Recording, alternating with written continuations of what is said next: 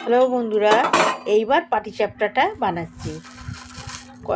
তাওয়া বসাতে হবে, তাওয়াটা ভালো করে গরম করে নিতে হবে। গরম করে নিয়ে একটু তেল মাখিয়ে নিতে হবে। তেল মাখিয়ে নিয়ে এক হাতা করে এই আটার গোলাটা দিয়ে গোল করে নিতে হবে।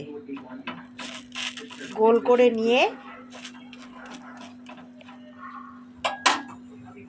একটা একটা করে ভাজতে হবে। আর বন্ধুরা, তার আগে নারকেল কুড়িয়ে নিয়ে নারকেলটাকে ভালো করে গুড় দিয়ে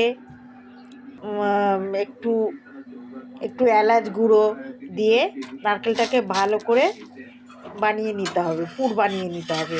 পুর বানিয়ে নিয়ে এবার হালকা ঠান্ডা হয়ে গেলে হাতের মধ্যে কিছুটা নিয়ে এমনি গোল গোল করে নিতে হবে।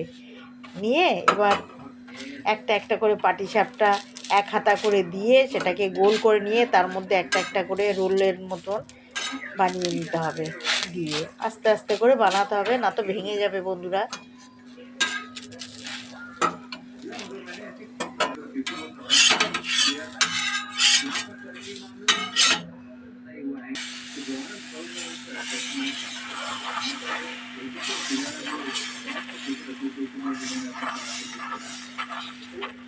এটা কিন্তু সুজি ময়দা দিয়েই বানাচ্ছি বন্ধুরা।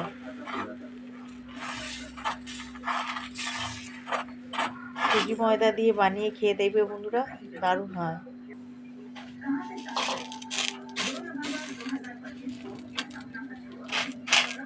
অতীতে উঠছে না বলে হাত দিয়ে তুলছি।